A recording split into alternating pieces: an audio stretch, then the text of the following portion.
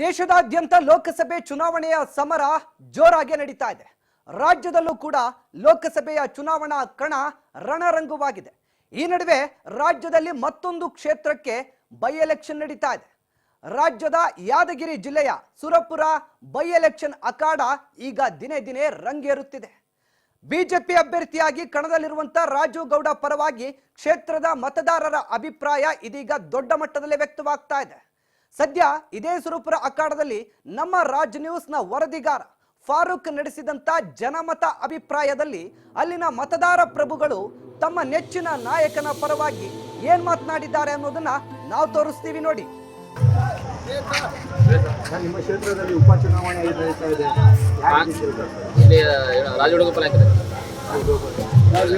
ನಾಯಕರೇ ಕಾಂಗ್ರೆಸ್ ಕೊಟ್ಟಿರುವಂಥ ಗ್ಯಾರಂಟಿ ಒಳ್ಳೆ ಕೆಲಸ ಆಗಲಿಕ್ಕೆ ಬದಲಿಗೆ ಕಾಂಗ್ರೆಸ್ ಒಳ್ಳೆ ವ್ಯಕ್ತಿ ಅಂತ ಅವ್ರು ಖಂಡಿತವಾಗಿ ಅವರೇ ಆರಿಸ್ಕೊತಾರೆ. ನಿಮ್ಮ ಕಷ್ಟ ಸುಖಗಳಿಗೆ ಸ್ಪಂದನೆ ಮಾಡ್ತಾರೆ. 24 ಗಂಟೆ ಯಾವತ್ತೇ ಇದ್ದರೂ ಕೂಡ ನಮ್ಮ ಫೋನ್ ಇಶ್ಯೂ ಮಾಡ್ತಾರೆ, ನಮ್ಗೆ ಸಿಗ್ತದೆ ಸರ್. ಅವ್ರು ಒಳ್ಳೆ ಕೆಲಸಗಳು ಮಾಡ್ತಿದ್ದಾರೆ. ಜೆ ಮಾಡ್ಕೊಂಡು ಕೆಲಸ ಮಾಡಿದ್ದಾರೆ. ಮೇಲೆ ಹಳ್ಳದಲ್ಲಿ ಒಂದು 2 ಪೂಲ್ ಕಟ್ಟಿಸ್ಕೊಟ್ಟಿದ್ದಾರೆ. ಸುರಪುರ ತಾಲೂಕು ಎಲ್ಲ ಯಡಿಯೂರಪ್ಪಂತ ಉದ್ದೇಶಿಸಿ ಬಜೆಟ್ಗಳು ತಂದು ಸುರಪುರ ತಾಲೂಕು ಅಭಿವೃದ್ಧಿ ಮಾಡಿದ್ದಾರೆ. ಕಾಂಗ್ರೆಸ್ ಪಕ್ಷದಲ್ಲಿ ಯಾವ ಅಭಿವೃದ್ಧಿಗಳು ಮಾಡಿಲ್ಲ. ಯಾವ ಅಭಿವೃದ್ಧಿ ಮಾಡಿದರೆ ಬಸ್ ಮಾಡಿ ತೋರಿಸ್ತಾರೆ. ಎಲ್ಲ ವಿಕಲ ಚೇತನಿಗೆ 54 ಗಾಡಿ ಕೊಟ್ಟಿದ್ದಾರೆ. ಅವ್ರು ಕ್ರೀಡೆಯಲ್ಲಿ ಇದ್ದವರು ಅವ್ನು ಯಾಕೆ ಕಳ್ಕೊಂಡಿವಿ ಅನ್ನೋದು ನಮಗೊಂದು ಒಂಥರ ಮಾನಸಿಕ ಆಗಿಬಿಡ್ತದೆ.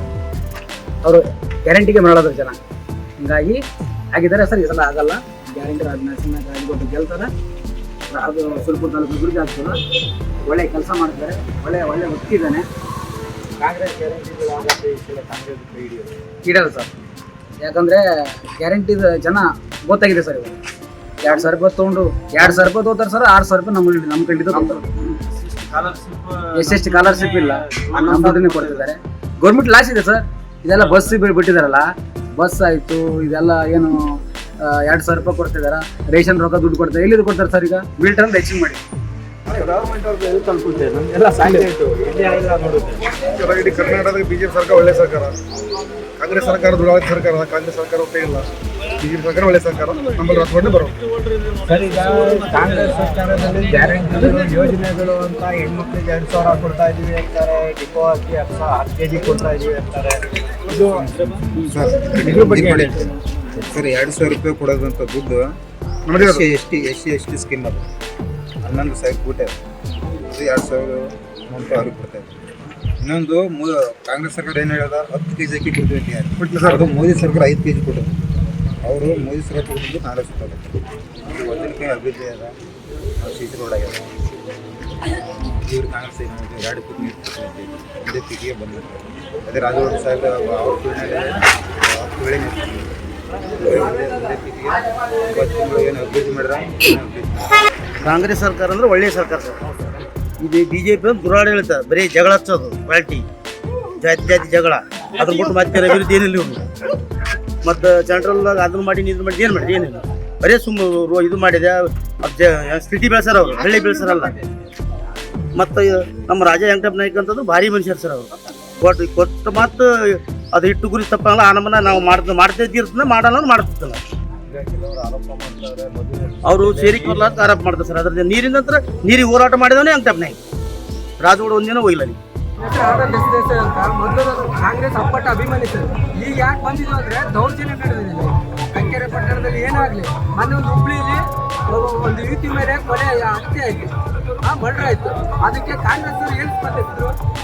2 ದಿನ 3 ದಿನ ಅಷ್ಟೇ ಸುಮ್ಮನೆ ನೋಡಿ ಬಂದು ಹೋದ್ರು. ನಮ್ಮ ಹಿಂದುತ್ವ ಉಳಿಬೇಕು, ನಮ್ಮ ರಾಷ್ಟ್ರೀಯ ಉಳಿಬೇಕು ಅಂದ್ರೆ ನರಸಿಂಹನ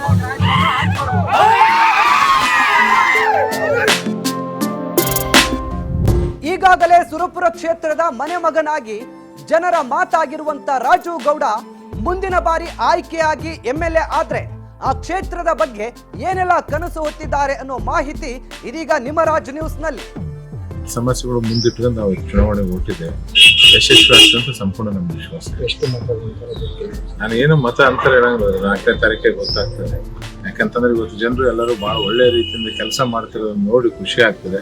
ಹೋದ್ ಸರಿ ಚುನಾವಣೆಯಲ್ಲಿ ನಮ್ಮ ಕಾರ್ಯಕರ್ತರು ನಾನೇ ಹುಡುಕಿ ಕರೆದು ಮಾತಾಡ್ಬೇಕಾಯ್ತು. ಈ ಚುನಾವಣೆಯಲ್ಲಿ ನಮ್ಮ ಕಾರ್ಯಕರ್ತರ ನಾನು ಎಲ್ಲಿದ್ದೀನಿ ಅಂತ ಹುಡುಕಿ ನನ್ನ ಹತ್ರ ಬಂದು ಹಿಂಗ್ ಕೆಲಸ ಮಾಡ್ಬೇಕು ಸರ್, ಈ ತರ ಮಾಡ್ಬೇಕಂತ ಬಹಳ ಯೋಚನೆ ಇದೆ. ಇವತ್ತು ಯಾವ್ಯಾವ ಚುನಾವಣೆ ಗೆಲ್ಬೇಕಂದ್ರೆ ಒಬ್ಬ ಶಾಸಕನಾಗ್ಬೇಕಂದ್ರೆ ಶಾಸಕನ ಕೈಯಲ್ಲಿ ಇರಂಗಿಲ್ಲ, ಅವ್ರ ಮುಖಂಡರು ಅವ್ರ ಕಾರ್ಯಕರ್ತರ ಕೈಯಲ್ಲಿ ಇರುತ್ತೆ. ಅವ್ರ ಕಾರ್ಯಕರ್ತರು ಬಹಳ ಪರಿಶ್ರಮ ಹಾಕಿ ಗೆಲ್ಸಿದಾಗ ಮಾತ್ರ ಒಬ್ಬ ಶಾಸಕ ಆಗಕ್ಕೆ ಸಾಧ್ಯ ಆಗ್ತಾನೆ. ಹಂಗಾಗಿ ಈ ಸರಿ ನನ್ನ ಮುಖಂಡರು ನನ್ನ ಕಾರ್ಯಕರ್ತರು ಬಹಳ ಅಂದ್ರೆ ಬಹಳ ಪರಿಶ್ರಮ ಕೆಲಸ ಮಾಡ್ತಿದ್ದಾರೆ. ಅವರೊಂದು ವಿಶ್ವಾಸ ಮೇಲೆ, ಅವರೊಂದು ಆಶೀರ್ವಾದ ಮೇಲೆ ನಾನು ಗೆಲ್ತೇನೆ ಅಂತ ವಿಶ್ವಾಸ. ಕಾರ್ಯಕರ್ತರಿಗೆ ಏನು ನಾನು ನೋಡ್ರಿ, ನನ್ನ ಕಾರ್ಯಕರ್ತರು ನನ್ನ ಕಳ್ಕೊಂಡು ಅವ್ರಿಗೆ ತೊಂದರೆ ಆಗಿದೆ. ನನ್ನ ಅಧಿಕಾರ ಇಲ್ಲಾರ್ದಕ್ಕೆ ಅವ್ರಿಗೆ ಬಹಳ ಸಮಸ್ಯೆ ಆಗಿದೆ. ನನ್ನ ಅಧಿಕಾರ ಇಲ್ಲದಕ್ಕೋಸ್ಕರ ಅವ್ರಿಗೆ ನಾನೇನು ಅನುಕೂಲ ಮಾಡಕ್ ಆಗ್ತಿಲ್ಲ. ಹಾಗಾಗಿ ನಾನು ಅಧಿಕಾರಕ್ಕೆ ಬಂದ್ರೆ ನನ್ನ ಕಾರ್ಯಕರ್ತರ ಅಧಿಕಾರಕ್ಕೆ ಬಂದಾಗ ಹಾಗಾಗಿ ನನ್ನ ಕಾರ್ಯಕರ್ತರಿಗೆ ಒಂದೇ ಮಾತಾಡ್ತೀನಿ, ಅವ್ರು ಯಾವತ್ತೂ ನನಗೆ ಬೆನ್ನೆಲುಬಾಗಿ ನಿಂತಿದ್ದಾರೆ, ಈಗಲೂ ನಿಂತಿರ್ತಾರೆ. ಕಾರ್ಯಕರ್ತರ ನನ್ನ ಜೀವನ, ಕಾರ್ಯಕರ್ತರೇ ನನ್ನ ಸರ್ವಸ್ವ. ಕಾರ್ಯಕರ್ತರು ಹಿಂಗಾಗಿ ಒಳ್ಳೆ ರೀತಿಯ ಕೆಲಸ ಮಾಡ್ತಾರೆ. ಸರ್, ಮೋದಿ ಏನ್ ಅಭಿವೃದ್ಧಿ ಮಾಡಿದ್ದಾನೆ? ನಾನು ಹೇಳ್ತಾ ಇದ್ದೀನಿ, ಅಭಿವೃದ್ಧಿ ಏನ್ ಮಾಡಿದ್ದಾನೆ ಅವನು? ಯಾವತ್ ಮಾಡಿದ ಅಭಿವೃದ್ಧಿ? ನಮ್ ತಿಳಿದ ಮಟ್ಟಿಗೆ ನಮ್ ಕಾಂಗ್ರೆಸ್ ನಿಂತಾನೆ ಎಲ್ಲಾನು ಆಗಿರೋದು. ಅಭಿವೃದ್ಧಿ ಮೋದಿ ಅವ್ರನಿಂದ ಏನೂ ಆಗಿಲ್ಲ. ಈಗ ಕಾಂಗ್ರೆಸ್ ಅವರ 5 ಯೋಜನೆಗಳು ಈ ಬಾರಿ ಲೋಕಸಭಾ ಚುನಾವಣೆಯಲ್ಲಿ ಕಾಂಗ್ರೆಸ್ ಕೈ ಹಿಡಿತು ಸರ್. ನಾವು ಯೋಜನೆಗಳು ಮಾಡಿದೇವಲ್ಲ ಕಾಂಗ್ರೆಸ್ ಅಲ್ಲಿ. ಯಾವ ಫೇಲ್ ಮಾಡಿದೇವೆ? ಕರೆಂಟ್ ಫುಲ್ ಫ್ರೀ ಕೊಟ್ಟಿದ್ದೇವೆ, ಬಸ್ ಚಾರ್ಜ್ ಫ್ರೀ ಇದೆ, ಗೃಹಲಕ್ಷ್ಮಿ ಕಡೆ ಅಂತ 2,000 ರೂಪಾಯಿ ಹೆಣ್ಮಕ್ಳಿಗೆ ಕೊಡ್ತಾ ಇದೀವಿ. ಈ ಮುಂದೆ ಕಾಂಗ್ರೆಸ್ ಇದಾದ್ರೆ 1 ಲಕ್ಷ ರೂಪಾಯಿ, ವರ್ಷಕ್ಕೆ 1 ಲಕ್ಷ ರೂಪಾಯಿ ಇದು ಮಾಡಿದ್ದೇವೆ. ಎಲ್ಲಾನು ಯಾವ ತರ ಆಶ್ವಾಸನೆ ಏನು ಕೊಟ್ಟಿಲ್ಲಲ್ಲ, ಯಾವ್ದು ಎಲ್ಲಾಸನ ಈಡೇರಿಸಿದೀವಲ್ಲ ನಾವು. ಸರ್, ನಮ್ಮ ಹೆಸರು ನಿಂಗನಗೌಡ, ನಿಂಗದಾಳಿ. ನಡೀತಾ ಇದೆ. ನಮ್ಮಲ್ಲಿ ಸಾಕಷ್ಟು ರಾಜಗೌಡರು ಅಭಿವೃದ್ಧಿ ಕೆಲಸಗಳನ್ನು ಮಾಡಿದ್ದಾರೆ ನಮ್ಮ ತಾಲೂಕಿಗೆ. ಸ್ಪೆಷಲ್ ಮಜಲ್ ಗ್ರಾಮದಲ್ಲಿ ಸುಮಾರು 1-2 CC ರೋಡ್ ಆಗಿರ್ಬೋದು, ಒಂದು ಬ್ರಿಡ್ಜ್ ಆಗಿರ್ಬೋದು, ಹಾಸ್ಪಿಟಲ್, ಅದೇ ಸ್ಕೂಲ್ ಆಗಿರ್ಬೋದು, ಮತ್ತು ಮಜಲ್ ಟು ಅಟ್ಟಾಳೆ ರೋಡ್ ಕೂಡ ಮಾಡಿದ್ದಾರೆ. ಗ್ರೌಂಡ್ ಆಗಿರ್ಬೋದು, ಒಂದು ಸ್ವಂತ ಅವ್ರ ವೈಯಕ್ತಿಕ ಖರ್ಚಿನಲ್ಲಿ 5.5 ಲಕ್ಷ ರೂಪಾಯಿ ಸ್ವಂತ ಖರ್ಚಿನಲ್ಲಿ ಪ್ಲೇ ಗ್ರೌಂಡ್ ಮಾಡಿದ್ದಾರೆ, ಕ್ರಿಕೆಟ್ ಗ್ರೌಂಡ್ ಮಾಡಿದ್ದಾರೆ. ಸಾಕಷ್ಟು ಅಭಿವೃದ್ಧಿ ಕೆಲಸಗಳನ್ನು ಮಾಡಿದರೆ ನಮ್ಮ ಓಟ್ ಮತ್ತೆ ರಾಜಗೌಡರಿಗೆ. ಸನ್ಮಾನ್ಯ ರಾಜಕೀಯ ಚಿಂತನೆ ಏನು ನದಿಯಿಂದ ನೀರು ಸುಮಾರು 300 ಕೋಟಿ ರೂಪಾಯಿ ವೆಚ್ಚದಲ್ಲಿ ಈ ಯೋಜನೆ ಯಶಸ್ವಿಗೊಂಡಿದೆ. ಅದರ ಜೊತೆಗೆ ನೀರಾವರಿ, ಮೈನಾರ್ ಇರಿಗೇಷನ್, ಮೇಜರ್ ಇರಿಗೇಷನ್, ಬೇರೆ ಬೇರೆ ಏನು ಟ್ಯಾಂಕ್ಗಳು, MI ಟ್ಯಾಂಕ್ಗಳು, ರಿಮಾಡಿಫಿಕೇಶನ್ ಮತ್ತು ಶೈಕ್ಷಣಿಕವಾಗಿ ಪ್ರತಿಯೊಂದು ಹಳ್ಳಿಗಳಲ್ಲಿ, ಗ್ರಾಮಗಳಲ್ಲಿ ಶಾಲೆ ಕಟ್ಟಡಗಳು, ಅದು ಅಕ್ಷರ ದಾಸೋಹ, ಪ್ರತಿಯೊಂದು ಗ್ರಾಮಗಳಲ್ಲಿ ಕೂಡ ಅಕ್ಷರ ದಾಸೋಹದ ಕಟ್ಟಡಗಳು. ಇವತ್ತು ಶೈಕ್ಷಣಿಕವಾಗಿ ಇವತ್ತು diploma college, engineering college, ITI college, ಪ್ರತಿಯೊಂದು ಸರ್ಕಾರದಲ್ಲಿರ್ತಕ್ಕಂಥ ಪ್ರತಿಯೊಂದು ವ್ಯವಸ್ಥೆ ಏನು ತಾಲೂಕು ಮಟ್ಟಕ್ಕೆ ಏನು ಬೇಕಾಗಿತ್ತಲ್ಲ ಅದನ್ನು ಮೀರಿ ಬರ್ತಕ್ಕಂಥ ಅನೇಕ ಸೌಲಭ್ಯಗಳು ಇವತ್ತು ಮಹಾನ್ ಪುರುಷ ಅಂತ ಹೇಳಿದರೆ ರಾಜಗೌಡ. ಈ ಸಲ ಉಪಚುನಾವಣೆ ನಡೀತಾ ಇದೆ ನಿಮ್ಮ ಕ್ಷೇತ್ರದಲ್ಲಿ, ಯಾವ ಅಭ್ಯರ್ಥಿ ಪರ ರಾಜಗೌಡ ಅನುಕೂಲ ಮಾಡ್ಯಾರ. ಅವ್ರು ಪೂಲ್ ಕಡಿಸ್ಯಾರ, ಎಲ್ಲ ನೀರಿನ ಅನುಕೂಲ ಮಾಡ್ತಾರ. ಆಯ್ತು, CC ರೋಡ್ ಕಡಿಸ್ಯಾರ, ಎಲ್ಲ ತನ ಒಳ್ಳೆತನ ಮಾಡ್ಯಾರ ಅವರು ರಾಜಗೌಡ. ನಿಮ್ಮ ಕಷ್ಟ ಸುಖಗಳಿಗೆ ಯಾವಾಗಾದ್ರೂ ಹೋದಾಗ ಸಿಗ್ತಾರ? ಪರಿಹರಿಸ್ತಾರ ಅವರು, ಏನಿದ್ದು ಪರಿಹರಿಸ್ತಾರ, ಸಿಗ್ತಾರ ಅವರು.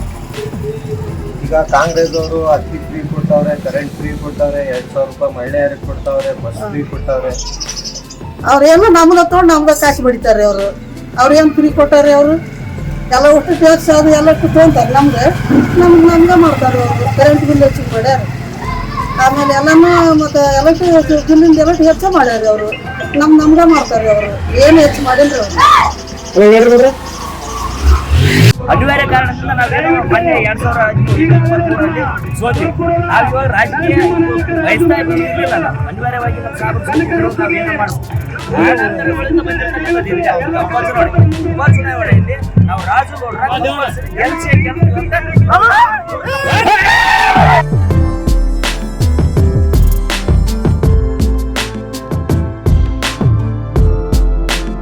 ನೋಡಿದ್ರಲ್ಲ ವೀಕ್ಷಕರೇ, ರಂಗೇರಿರೋ ಸುರಪುರ ಉಪಚುನಾವಣೆ ಅಖಾಡದಲ್ಲಿ ಮತದಾರ ಯಾರ ಪರ ಇದ್ದಾನೆ ಅಂತ.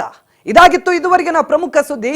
ಮತ್ತಷ್ಟು ಸುದ್ದಿಗಾಗಿ ನೋಡ್ತಾ ಇರಿ ರಾಜ್ ನ್ಯೂಸ್ ಕನ್ನಡ. ಇದು ಕನ್ನಡಿಗರ ಧ್ವನಿ.